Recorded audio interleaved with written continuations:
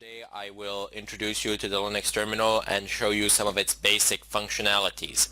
So in Kali Linux, terminal icon is located in the upper left corner, this black thing. So just click on it and there you go. You have the terminal up and running here. By default it opens up a root terminal in Kali.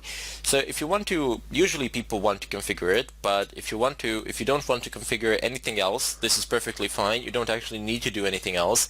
However, 99% of the time people will configure the terminal to suit their own needs and purposes.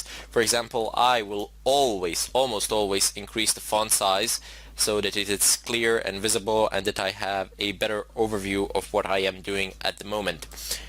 And it also reduces eye strain according to some articles. Anyway, so just go ahead and right click anywhere on the terminal itself, not on the bar but on the terminal itself, and then you have show menu bar. Now we can see it here. Go ahead and click on edit. You can click on profiles as well and create new profiles here by just clicking on new, giving it a name, and then configuring it in the preferences. However, we're going to be configuring the default profile since there really is no need to create any additional ones. Go ahead and click on profile preferences. And here you have a great deal of options. One of the first ones that you will see is that you can use a system fixed with font. So this is not good. You see, this is very small. You do need, I always need to change that. If that's fine for you, you can keep it like that, but I always change it. And I have monospace 20. If you click on it, you can change the font size here. If you wish, you can change the font that you're using, and that would be it as far as this place is concerned. You have some other very simple options here. It says show menu bar by default in new terminals. I generally take it. I think it's a good idea since you always need to do something like open up a new tab or something of a kind, but you don't need to. You have the cursor shape here. It says block, I-beam, underline. Just want to show you how it looks like. You can view the terminal as the changes are applied. So you have a block and you have an underline. I prefer a block. You can use whatever you wish. It will not affect you. It will not affect you in any technical sense, that is. Have title and command. We don't actually need to change anything there. You can change the title if you wish. We have colors.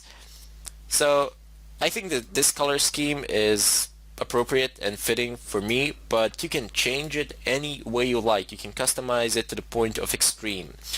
You can change the text color, the background color. You have the color palette here, so you can do whatever you want here. You have built-in schemes. So you have, it says white on black. I can say green on black, or cancel. I can say green on black.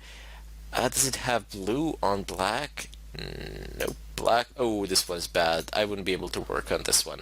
So let's just leave it at black on white on black. Sorry. This is the best color. This is one of the best color schemes. Personally I use on Fedora blue on black, but I'm just going to leave it as it is here. No need to actually change anything. Now in background, you have three features here basically. You have solid color like this one here that you are seeing, and you can choose a background image. You can download anything you want from the internet pretty much. You can configure it to be transparent or image background.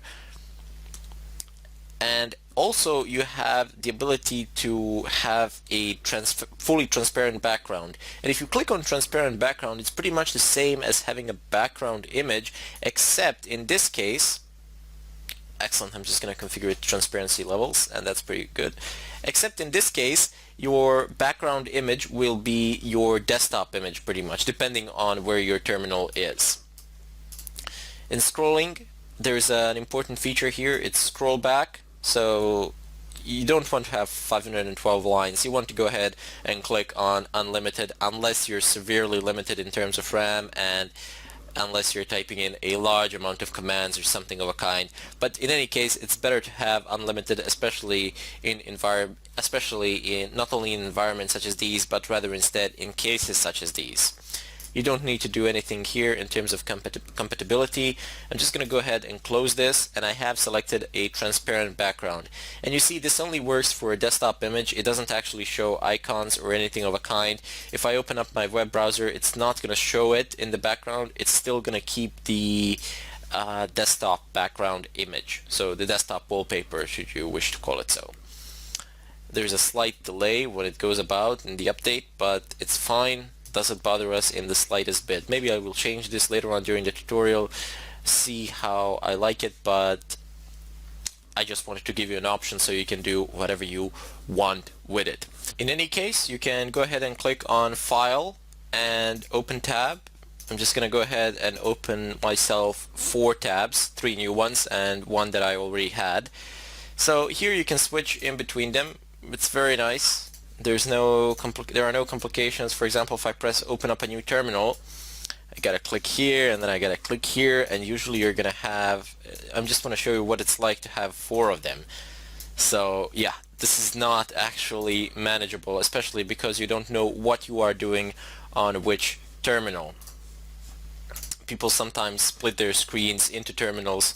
I sometimes do that. It's very nice, but we will deal with that a bit later on when we get into some serious stuff, when we actually need multiple terminals. But tabs, it's tabbing these terminals, it's very nice, primarily because you can actually see what you're doing on each one of them in the header. See, these things that I'm selecting, that I'm clicking on now, they are headers of the terminal, or so you can call them. And if I, for example, in this terminal, I'm going to go ahead and say I want you to go into home, change directory to home, change the working directory, that is. And if I change it here to var, and if I change it here to var logs, and if I want to go here to TMP folder. Excellent. So on each of these tabs, in their headers, I can see where I am. So this one, it's home. This one is TMP. I don't need to click on it to know. This one is log. So I can know what I'm doing in every particular terminal.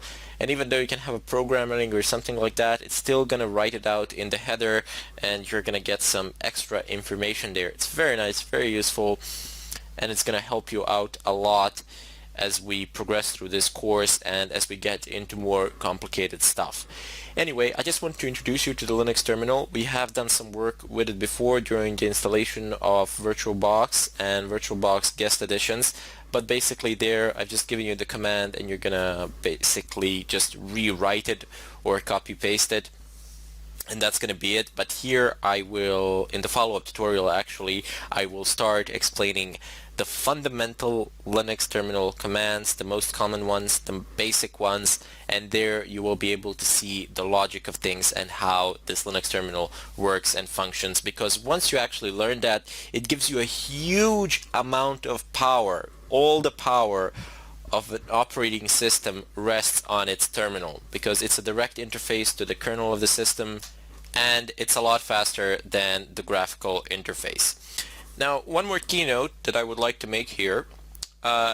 Once I teach you how to use the Linux terminal, and once you get into habit of typing in commands, you can use them for a wide variety of purposes. You not necessarily need to use these things for pen testing or something like that. You can use these commands for network administration, or you can use them in order to troubleshoot problems with the system, and so on and so forth. So you get a far wider spectrum of options in terms of jobs or something of a kind, as opposed to just learning something that you can only use for pen testing and nothing else.